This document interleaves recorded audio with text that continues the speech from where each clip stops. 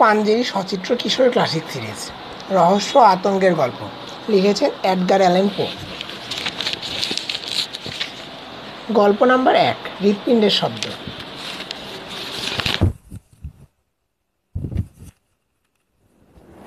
পাগল? হ্যাঁ, লোকে আমাকে পাগলই মনে করে। এটা ঠিক যে আমি খুব দুর্বল প্রকৃতির মানুষ, হয়তো একটু বেশি দুর্বল, কিন্তু তাই বলে ওরা আমাকে পাগল বলবে কেন? অসুখে ভুগেছি 7 বছর ধরে, তারপরেই তো টের পেলাম আমার অনুভূতি শক্তি প্রখর হয়ে উঠেছে। অসুখটা অনুভূতিগুলো ধ্বংস করতে পারেনি, তবে সবচেয়ে বেশি বৃদ্ধি পেয়েছে শ্রবণ শক্তি। স্বর্গ মর্ত পাতালে কী হচ্ছে না হচ্ছে সব আমি শুনতে পাই। তাহলে আমি পাগল হলাম কি করে? তাহলে শুনুন, দেখুন কেমন ঠান্ডা মাথায় পুরো গল্পটা শোনাই। চিন্তাটা মাথায় কবে এলো ঠিক মনে করতে পারছি না এই মুহূর্তে, কিন্তু মগজের জিনিসটা একবার ঢোকার পরে দিন রাত আমাকে জ্বালিয়ে মারতে লাগলো। সত্যি বলছি, কশিকালও মনের মধ্যে ওই ভয়টা চিন্তা ছিল না যে কাউকে খুন করব। বুড়ো লোকটাকে পছন্দই করতাম। ওর বাড়িতে আমি ভাড়াটে হিসেবে থাকতাম। আমার সাথে সেও কোনোদিন খারাপ ব্যবহার করেনি। ওর কাছে প্রচুর স্বর্ণ ছিল, এটা সত্যি কথা, কিন্তু ওই সোনার প্রতি লোভ আমার একদমই ছিল না। তবে ওর চোখ, হ্যাঁ, ওর চোখ জোড়াই আমাকে রাগিয়ে তুলত। ওর একটা চোখ ছিল স্বাভাবিক মানুষের মতোই, কিন্তু অন্যটা যেন শকুনের চোখ, ছানি পড়া। চোখটার রং ম্লান নীল। ওই চোখে লোকটা যখনই তাকাতো আমার দিকে, শরীরের রক্ত যেন পানি হয়ে যেত সঙ্গে সঙ্গে। তারপর ধীরে ধীরে বুদ্ধিটা এলো মাথায়, বুড়োকে খুন করব, আর তাহলে ওই শকুনের চোখের ভয়াল দৃষ্টির কবল থেকে রক্ষা পাবো চিরতরে। আমার কথা শুনে আপনাদের হয়তো মনে হচ্ছে আমি আসলেই একটা পাগল, কিন্তু পাগলের তো মাথা খারাপ থাকে, তারা কোনো পরিকল্পনা আঁটতে না। কিন্তু আমাকে তো আপনারা দেখছেন কীরকম সতর্কতা এবং সাবধানের সঙ্গে আমি গোটা ব্যাপারটিকে সাজিয়েছি এবং হিসেব করে ফেলছি প্রতিটি পদক্ষেপ। এবং আপনারা এও লক্ষ্য করছেন কত ধূর্ততার সঙ্গে আমি কাজটা সম্পন্ন করেছি। খুন করার আগের সপ্তাহে লোকটির প্রতি আমি দারুণ সদয় হয়ে উঠি। প্রতিদিন মধ্যরাতে দরজার ছিটকিনি খুলতাম খুব সাবধানে, শুধু মাথাটা ঢোকানো যায় ওটুকু দরজা খুলে। একটা লণ্ঠন আগে ঢোকাতাম ওই ফাঁক দিয়ে। লণ্ঠনটার চারিদিকে কাগজ মুড়ে দিয়েছিলাম যাতে এক ফোঁটা আলো বাইরে না যায়। এরপর আমি মাথা গলিয়ে দিতাম খুব আস্তে খুব আস্তে, যাতে বুড়োর ঘুম ভেঙে না যায়। এভাবে মাথাটা দরজার ফাঁকে ঢোকাতাম। পাক্কা 1 ঘন্টা লাগতো ফাঁক দিয়ে মাথাটা ঢুকিয়ে ঘুমন্ত লোকটিকে দেখতে। হ্যাঁ, পাগলরা কি এত সতর্ক হয় বলুন? দরজা ফাঁকে যখন আমার মাথা পুরো ঢুকে গেছে, এই সময় খুব সাবধানে লণ্ঠনের কাগজ খুলতাম এমন সাবধানে যাতে লণ্ঠনের একটি রেখা বুড়োর শকুন চোখে গিয়ে পড়ে, মাত্র একটি রেখা। ঠিক এভাবেই আমি পরপর 7 রাত কাজটা করেছি, প্রতিদিন মাঝরাতে। কিন্তু প্রতি রাতে দেখেছি চোখ বোঝা, ফলে কাজটি করা আমার জন্য দুঃসাধ্য হয়ে উঠেছিল। বুঝতেই পারছেন, লোকটি নয়, ও শয়তান চোখটাই আমাকে রাগিয়ে তুলত। ওই 7 দিনের প্রতিটি সকালে আমি সাহসী মানুষের মতো বুড়োর ঘরে গিয়ে ওকে সুপ্রভাত জানিয়েছি, কথা বলেছি ওর নাম ধরে একটা মাদুরের সঙ্গে, জানতে চাইতাম কেমন ঘুম হয়েছে তার। লোকটি যদিও ঘুণাক্ষরে টের পেত না যে প্রতি রাতে ঘুমের সময় ঠিক রাত 12টায় তার ঘরে আমি ঢুকি, তাহলে কি হতো কে জানে। 8ম রাতে দরজা খোলার সময় আমি আরও বেশ সাবধান হলাম। মনে হচ্ছিল যেন খুব দ্রুত সময় পার হয়ে যাচ্ছে। আর ওই রাতেই শরীরে যেন অন্যরকম একটা শক্তি ভর করলো আমার। আমি যে কাজটা করতে যাচ্ছি ব্যাপারটা বুড়ো মোটেও টের পাচ্ছে না ভেবে খুব আমোদ বোধ করলাম। বুদ্ধির চমৎকারিত্বে নিজেকে বাহবা দিলাম নিঃশব্দে। নীরব হাসিতে উদ্ভাসিত হলো আমার মুখ।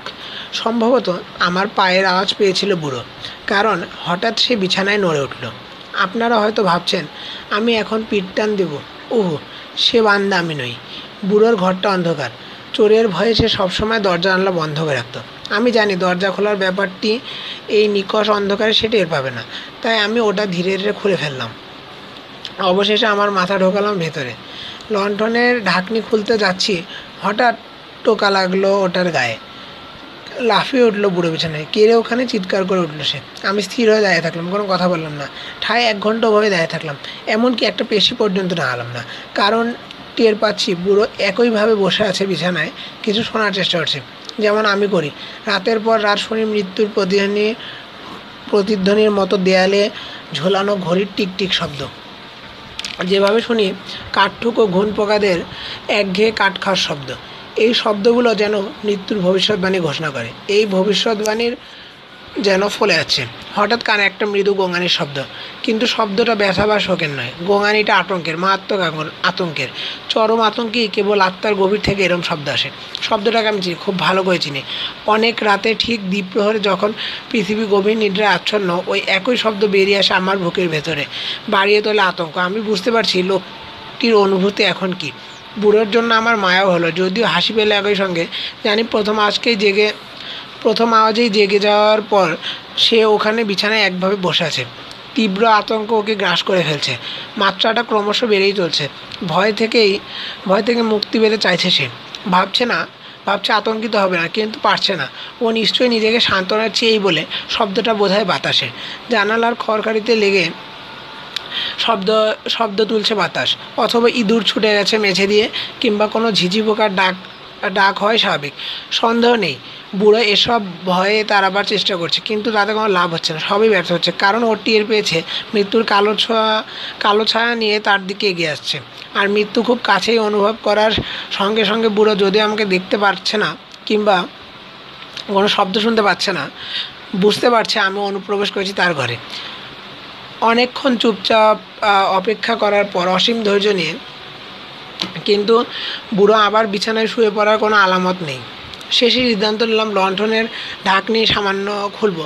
আপনারা কল্পনাও করতে পারবেন না কত নীরবে আর নিঃশব্দে আমি লণ্ঠনের ছিলকা খুললাম। খুবই সূক্ষ্ম একটা রশ্মি বেরিয়ে এলো ফাঁক দিয়ে, সোজা গিয়ে পড়লো ওই শকুন চোখে। চোখটা খোলা, বিস্ফোরিত দৃষ্টিতে চেয়ে আছে। ওটার দিকে তাকাতেই ক্রোধের একটা স্রোত বয়ে গেল আমার শরীরে। খুব কাছ থেকে চোখটাকে দেখেছি আমি, মরাটে নীল, তার উপর পাতলা বিভৎস একটা আবরণ। আতঙ্কের ঠান্ডা একটা স্রোত বয়ে গেল শির দ্বারা বেয়ে। লোকটার শরীর বা মুখ কিছুই দেখতে পাচ্ছিলাম না আমি, কারণ লণ্ঠনের আলো সোজা ওর শকুন চোখের ওপরে ফেলেছি।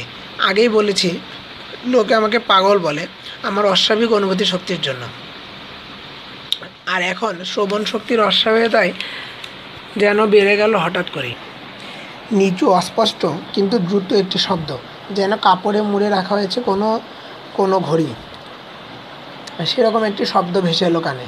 শব্দটা কিসের ভালোই জানি আমি। লোকটা হৃৎপিণ্ড ধরাস পাড়ি খাচ্ছে পাঁজরের গায়ে। শব্দটা আমার ক্রোধ বাড়িয়ে তুললো বহুগুণ, যেভাবে ড্রামের আওয়াজ সাহস বাড়িয়ে দেয় সৈনিকদের। কিন্তু তারপর আমি নিস্তব্ধ হয়ে দাঁড়িয়ে থাকলাম, যেন শ্বাস নিতেও ভুলে গেছি।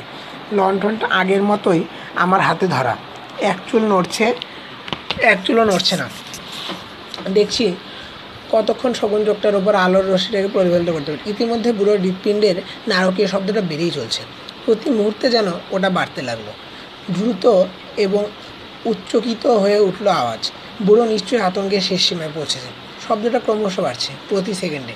হঠাৎ রাত্রের এই মৃত নৈশব্দ, পুরনো বাড়িটার ভয় ধরার নীরবতা আর এই অদ্ভুত শব্দ সীমাহীন আতঙ্কিত করে তুলল আমাকে। আমি নার্ভাস প্রকৃতির মানুষ, সেটা শুরুতেই স্বীকার করেছি। আসলেই আমি তাই। আরও খানিকক্ষণ চুপচাপ দাঁড়িয়ে রইলাম নিজের জায়গায়, কিন্তু শব্দটা তো বাড়ছেই। মনে হলো বুড়োর বুক এবার ফেটেই যাবে। এই সময় নতুন একটা আতঙ্ক গ্রাস করলো আমাকে। শব্দটা আবার প্রতিবেশীদের কানেও যাচ্ছে না তো। আর এক মুহূর্তে দেরি না করে সিদ্ধান্ত নিলাম বুড়োর সময় ঘনিয়েছে। ভয়ঙ্কর একটা চিৎকার দিয়ে লণ্ঠনের পুরো ঢাকনা খুলে ফেললাম আমি। এক লাফে ঢুকে পড়লাম ঘরে। কেঁপে উঠলো বুড়ো, কিন্তু মাত্র একবার। পর মুহূর্তে ওকে টেনে বিছানা থেকে ফেলে এলাম মেঝেতে। ভারী তোষকটা দিয়ে চেপে ধরলাম মুখ। তারপর আনন্দে উদ্ভাসিত হলো আমার মুখ। অবশেষে কাজটা করতে পারছি। কিন্তু তারপর অনেকক্ষণ হৃৎপিণ্ডে ধুকধুক করতে লাগলো, কিন্তু গ্রাহ্য করতে পারলাম না, কারণ এই শব্দ দেয়ালের বাইরে যাবে না। শেষ পর্যন্ত থেমে গেল হৃৎপিণ্ডের শব্দ। মারা গেছে বুড়ো। তোষকটা সরিয়ে পরীক্ষা করে দেখলাম, হ্যাঁ, মরেছে বুড়ো। মরেছে, একবারে শক্ত হয়ে গেছে। ওর বুকের উপর হাত রাখলাম অনেকক্ষণ। না, আর কোনো স্পন্দন নেই। ঝামেলা বিদায় হয়েছে চিরতরে। ওর চোখ আর কখনো বিরক্ত করে না আমাকে। আপনারা যদি এখনও আমাকে পাগল ঠাউরে বসে থাকেন, কিছুক্ষণ পর তা আবার ভাববেন না। কারণ লাশটা লুকানোর জন্য যে কাজগুলো করতে যাচ্ছি সেটা যে সত্যি একজন পাগলের পক্ষে সম্ভব নয়, সেটা আপনারা ঠিকই অনুভব করতে পারবেন। মেঝে থেকে 3টা তক্তা সরিয়ে তার নিচে ঢুকে এলাম লাশটা। তারপর তক্তাগুলো এমন নিখুঁতভাবে বসলাম যে ওগুলো যে শুয়েছিলাম তা কোনো মানুষের চোখেও কিংবা কোনো শকুনের চোখেও ধরা পড়বে না। আমি বিছানায় তোষকটা এমনভাবে পাতলাম যেন ওখানে কেউ শোয়নি। রাত প্রায় শেষ হয়েছে। আমি দ্রুত এবং নিঃশব্দে অন্যান্য কাজগুলো সেরে ফেললাম। সমস্ত কাজ সারতে 4টা বেজে এলো। ঘরের ভিতর এখনও মধ্যরাতের অন্ধকার। চার্চের ঘন্টা বাজতে রাস্তার দিকে দরজায় টোকা পড়ল। হালকা মনে দরজা খুলতে গেলাম। এখন আবার কিসের ভয়? সব চিহ্ন তো মুছে ফেলছে। 3জন লোক দাঁড়ানো। বিনয়ের সাথে নিজেদের পরিচয় হলো পুলিশ অফিসার বলে। রাতে আপনার বাসায় একটা চিৎকার শুনেছে বলে একজন প্রতিবেশী অভিযোগ করেছে বলল একজন। সম্ভবত কোনো অস্বাভাবিক ঘটনা ঘটেছে আমাদের কাছে গিয়েছিল। আমরা তাই আপনার বাসায় সার্চ করতে এসেছি। আমি হাসলাম তাদের দিকে যে। আমার কিসের ভয়? আসুন আসুন বলে অভ্যর্থনা এলাম পুলিশের। চিৎকার, ও ওটা তো আমিই করেছিলাম। দুঃস্বপ্ন জেগে উঠলাম। এভাবে টুকটাক কথা বলতে বলতে ওদেরকে আমি ভেতরে নিয়ে এলাম। বুড়ো লোকটিকে কিছুদিনের জন্য গ্রামের বাড়ি গেছেন বিশ্রাম নিতে। তবুও আপনাদের মনে সন্দেহ থাকলে তল্লাশি করে নিতে পারেন। পুলিশ অফিসারদের আমি গোটা বাড়িটা ঘুরে দিলাম। সার্চ করতে বললাম, করুক, ভালো মতো সার্চ করুক। অবশেষে বুড়োর ঘরে নিয়ে এলাম ওদেরকে। দেখলাম বুড়োর জিনিসপত্র কেউ ছোঁয়নি, সব ঠিকঠাক আছে। প্রবল আত্মবিশ্বাসের সঙ্গে ওই ঘরে আমি কয়েকটা চেয়ার পেতে দিলাম। ওদেরকে বিশ্রাম নিতে বললাম, আর আমি নিজে বসলাম সেই জায়গায় যেখানে বুড়োর লাশ শুয়ে আছে। আমার ভেতর কোনো রকম অস্বস্তিবোধ কাজ করছিল না। অফিসাররা আমার আচরণে খুব সন্তুষ্ট। বুড়োর বাড়ি চলে যাওয়ার গল্পটা তাদের কাছে এমন বিশ্বাসযোগ্যভাবে ফুটে রয়েছে যে কোনো রকম সন্দেহ প্রকাশের অবকাশই পেল না। বরং জাঁকিয়ে বসে ঘর নিয়ে সালাপ শুরু করলাম। আমিও দিব্যি জমিয়ে ধরলাম আড্ডা। কিছুক্ষণ পর কথা বলতে বলতে আর ভালো না। লোকগুলো এখন যাচ্ছে না কেন? বিরক্ত হয়ে ভাবলাম আমার মাথা ব্যথা করছে। কানের মধ্যে ঝিনঝিন শব্দ, কিন্তু চলে যাওয়ার কোনো লক্ষণই দেখলাম না বোঝাপড়ার মধ্যে। বরং গল্প যেন আর জমে উঠলো। ওদিকে আমার কানের মধ্যে শব্দটা আরও বাড়তে শুরু করেছে। শব্দটার হাত থেকে আমি রেহাই পেতেই লোকগুলোর সঙ্গে আরও বেশি করে কথা বলতে লাগলাম। কিন্তু শব্দটা থামছে না কিছুতেই, বরং আরও জোরালো হয়ে উঠেছে আওয়াজ। হঠাৎ টের পেলাম শব্দটা আসলে কানের ভিতর হচ্ছে না। এখন আমি কি করব? টের পেলাম মুখ বিবর্ণ হয়েছে আমার, কিন্তু জোরে জোরে একটা শব্দ করে কথা বলে যেতে লাগলাম। এদিকে শব্দটাও বেড়েছে। শব্দটা চাপা, একঘেয়ে, কিন্তু দ্রুত তুলোয় মোড়া ঘড়ি থেকে যেমন শব্দ হয় তেমনি। আমি হাঁপাতে শুরু করলাম। মনে হচ্ছিল অফিসাররা এই পরিবর্তনে কিছুই টের পায়নি। দ্রুত এবং জোরে কথা বলতে লাগলাম, কিন্তু শব্দটা ক্রমাগত বেড়েই চলছে। ঝট করে উঠে দাঁড়ালাম আমি। অপ্রয়োজনীয় বিষয় নিয়ে তর্ক শুরু করলাম। তীব্র এবং তীক্ষ্ণ হয়ে উঠল আমার কণ্ঠ। বিকট অঙ্গভঙ্গি করতে লাগলাম কথা বলার সায়, কিন্তু আমার কণ্ঠ ছাড়িয়ে যেন শব্দটা বাড়ছে। দূর, এই লোকগুলো এখন যাচ্ছে না কেন? লম্বা পা ফেলে পায়চারি করলাম এবার। অপ্রয়োজনীয় বিষয় আলোচনা করতেই রেগে উঠেছি এমন ভান করতে থাকলাম, কিন্তু শব্দটা অপর্যাপ্ত গতিতে বেড়েই চলছে। ওহ ঈশ্বর, কী করি এখন? মুখ দিয়ে ফেনা ছুটলো আমার। পাগলের মতো বকবক করতে লাগলাম। উচ্চারণ করলাম শপথ বাক্য। যে চেয়ারে বসেছিলাম ওটা মাথার উপর তুলে ফেলে এলাম মেঝেতে। কিন্তু চেয়ারের শব্দ ছাপিয়েও সেই শব্দ বেড়েই চললো। এত কিছু হওয়ার পর লোকগুলো নিজেদের মধ্যে কথা বলতে থাকলো। এও কি সম্ভব যে তারা কোনো শব্দ শুনছে? হায় ঈশ্বর, না না, তারা ঠিকই শুনেছে। ওরা আমাকে সন্দেহ করছে। ওরা জানে ব্যাপারটা আমার আতঙ্ক দেখে। আসলে হাসি ঠাট্টার ছলে আমাকে ব্যঙ্গ করছে। ওই সময় ওই কথাই ভেবেছিলাম আমি, এখনও ভাবছি। কিন্তু এই যন্ত্রণার কি কোনো শেষ নেই? ওদের এই বিদ্রূপের তুলনায় যে কোনো কিছু আমি সহ্য করতে পারি, কিন্তু ওদের এই হাসি আর সহ্য করতে পারছি না। মনে হলো চিৎকার করতে না পারলে ঠিক মরে যাব। এই সময় ওই ভয়ঙ্কর শব্দটা আবার ফিরে এলো।